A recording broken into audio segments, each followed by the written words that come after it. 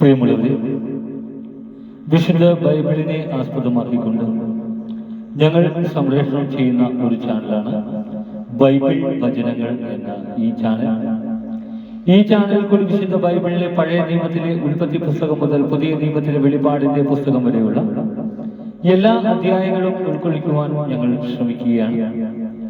ഈ ദൈവ വചന ഭാഗങ്ങൾ കേൾക്കുന്ന എല്ലാവരും ലോകത്തിന് ശാന്തിയും സമാധാനവും നന്മയും ഉണ്ടാകുവാൻ വേണ്ടി എന്നോടൊപ്പം സർവശക്തനായ ദൈവത്തോട് പ്രാർത്ഥിക്കുക. അതോടൊപ്പം തന്നെ ഈ ചാനൽ കാണുന്ന എല്ലാവരും ഞങ്ങളുടെ ചാനൽ ഒന്ന് സബ്സ്ക്രൈബ് ചെയ്യുക. സബ്സ്ക്രൈബ് ചെയ്ത് താഴെ കാണുന്ന ബെൽ ഐക്കൺ കൂടി ക്ലിക്ക് ചെയ്ത് ഞങ്ങളുടെ എല്ലാ അധ്യായങ്ങളും നോട്ടിഫിക്കേഷൻ നിങ്ങൾക്ക് ലഭിക്കാനായി ബെൽ ഐക്കൺ കൂടി ക്ലിക്ക് ചെയ്ത് ഞങ്ങളോട് സഹകരിക്കുക. പുതിയതായി കേട്ട് തുടർന്നവർ ഉൽപ്പത്തി പുസ്തകം 1 മുതലുള്ള എല്ലാ അധ്യായങ്ങളും കേട്ട് ദൈവാനുഗ്രഹത്തിനായി പ്രാർത്ഥിക്കുക. ഒപ്പം എനിക്ക് വേണ്ടി കൂടി സുരക്ഷിതനായ ദൈവത്തോട് പ്രാർത്ഥിക്കുക. നിങ്ങളെവിടെയും പ്രാർത്ഥനാ നിർഭരമായ സഹകരണം തുടർന്നും സഭയും പ്രതീക്ഷിച്ചുകൊണ്ട് ഇന്ന് നിയമാവർത്തനം പുസ്തകം 24-ാം അധ്യായം. വിവാഹമോചനം. ഒരുവൻ വിവാഹിതനായതിനു ശേഷം ഭാര്യയിൽ എന്തെങ്കിലും തെറ്റ് കണ്ട് അവളോട് ഇഷ്ടമില്ലാതായാൽ ഉപേക്ഷാപത്രം കൊടുത്ത് അവളെ വീട്ടിൽ നിന്നും പറഞ്ഞയക്കട്ടെ. അവന്റെ വീട്ടിൽ നിന്ന് പോയതിനു ശേഷം അവൾ വീണ്ടും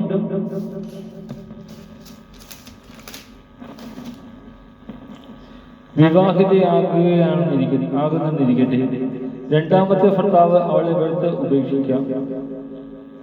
ഉപേക്ഷാപത്രം കൊടുത്ത് വീട്ടിൽ നിന്നും പറഞ്ഞയക്കുകയോ അവൻ മരിച്ചു പോവുകയോ ചെയ്താൽ അവളെ ആദ്യം ഉപേക്ഷിച്ച ഭർത്താവിന് അശുദ്ധിയായി തീർന്ന അവളെ വീണ്ടും പരിഗ്രഹിച്ചുകൂടാ.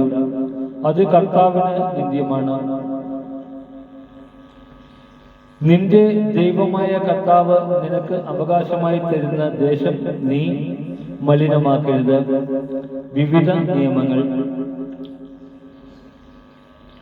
പുതുതായി വിവാഹം ചെയ്ത പുരുഷനെ സൈനിക സേവനത്തിനോ മറ്റേതെങ്കിലും പൊതുപ്രവർത്തനത്തിനോ നിയോഗിക്കരുത്. അവൻ 1 വർഷം വീട്ടിൽ ഭാര്യയോടൊന്നിച്ച് സന്തോഷപൂർവ്വം വസിക്കട്ടെ. തിരികല്ലോ അതിന്റെ മേൽക്കല്ലോ പണയം വാങ്ങരുത്. ജീവൻ പണയം വാങ്ങുന്നതിന് തുല്യമാണത്. ആരെങ്കിലും തന്റെ ഇസ്രായേലിയ സഹോദരനെ മോഷ്ടിച്ച് അടിമയാക്കുകയോ വിൽക്കുകയോ ചെയ്താൽ അവനെ വധിക്കണം. അങ്ങനെ നിങ്ങളുടെ ഇടയിൽ നിന്ന് ആ തിന്മ നീക്കിക്കളയണം. കുഷ്ഠം ബാധിച്ചാൽ ലേവ്യ പുരോഹിതർ നിർദ്ദേശിക്കുന്നത് പോലെ ചെയ്യണം. ഞാൻ അവരോട് കൽപ്പിച്ചിട്ടുള്ളതെല്ലാം നിങ്ങൾ ശ്രദ്ധാപൂർവം അനുസരിക്കണം. നിങ്ങൾ ഈജിപ്തിൽ നിന്ന് പോരുന്ന വഴിക്ക് നിങ്ങളുടെ ദൈവമായ കർത്താവ് മിദ്യാനിനോട് ചെയ്തത് ഓർത്തുകൊള്ളുക. കൂട്ടുകാരന് വായ്പ കൊടുക്കുമ്പോൾ പണയം വാങ്ങാൻ അവന്റെ വീട്ടിനകത്ത് കടക്കരുത്. നീ പുറത്തു നിൽക്കണം. വായ്പ വാങ്ങുന്നവൻ പണയം നിന്റെ അടുത്ത് കൊണ്ടുവരട്ടെ.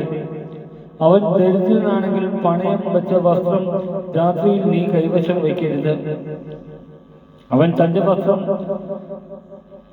പുതച്ചുറങ്ങേണ്ടതിന് സൂര്യനസ്തമിക്കുമ്പോൾ നീ അത് തിരികെ കൊടുക്കണം. അപ്പോൾ അവൻ നിന്നെ അനുഗ്രഹിക്കും. അത് നിന്റെ ദൈവമായ കർത്താവിന്റെ മുമ്പിൽ നിനക്ക്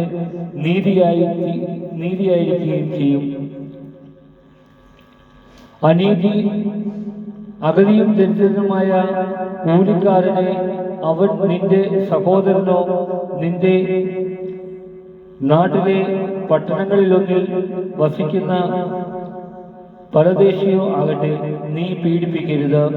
അവന്റെ കൂലി അന്നന്ന് സൂര്യനസ്തമിക്കുന്നതിന് മുമ്പ് തന്നെ കൊടുക്കണം. അവൻ ദരിദ്രനും അതിനായി കാത്തിരിക്കുന്നവനുമാണ്. അവൻ നിനക്കെതിരായി കർത്താവിനോട് നിലവിളിച്ചാൽ നീ കുറ്റക്കാരനായി തീരും.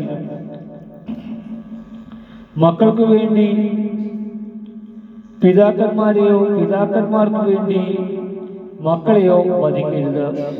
പാപത്തിനുള്ള മരണശിക്ഷ അവനവൻ തന്നെ അനുഭവിക്കണം. പരദേശിക്ക് അനാഥനും നീതി പരദേശിക്കും അനാഥനും നീതി നിഷേധിക്കരുത്. വിധവയുടെ വസ്ത്രം പണയം വാങ്ങുകയും അരുത്. നീ ഈജിപ്തിൽ അടിമയായിരുന്നുവെന്ന് നിന്റെ ദൈവമായ കർത്താവ് നിന്നെ അവിടെ നിന്ന് മോചിപ്പിച്ചുവെന്നും ഓർക്കണം. അതുകൊണ്ടാണ് ഇങ്ങനെ ചെയ്യണമെന്ന് നിന്നോട് ഞാൻ കൽപ്പിക്കുന്നത്. നിന്റെ വയലിൽ വിളവ് കൊയ്യുമ്പോൾ ഒരു കറ്റ അവിടെ മറന്നിട്ട് പോന്നാൽ അതെടുക്കാൻ തിരികെ പോകരുത്. നിന്റെ ദൈവമായ കർത്താവ് നിന്റെ സകല പ്രവൃത്തിയിലും നിന്നെ അനുഗ്രഹിക്കേണ്ടതിന് അത് പരദേശിക്കും അനാഥനും വിധവയ്ക്കും ഉള്ളതായിരിക്കട്ടെ. ഒലിവ് മരത്തിലെ ചാരം ഒരു മരത്തിലെ ഫലം തല്ലിക്കൊലിക്കുമ്പോൾ കൊമ്പുകളിൽ ശേഷിക്കുന്നത് പറിക്കരുത്. അത് പരദേശിക്കും വിധവയ്ക്കും അനാഥനും ഉള്ളതാണ്.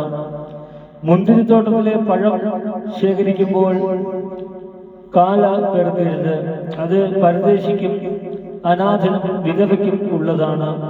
നീ ഈജിപ്തിൽ അടിമയായിരുന്നുവെന്ന് ഓർക്കണം. അതുകൊണ്ടാണ് ഇപ്രകാരം ചെയ്യാൻ നിന്നോട് ഞാൻ കൽപ്പിക്കുന്നത്. നമ്മുടെ കർത്താവായ യേശു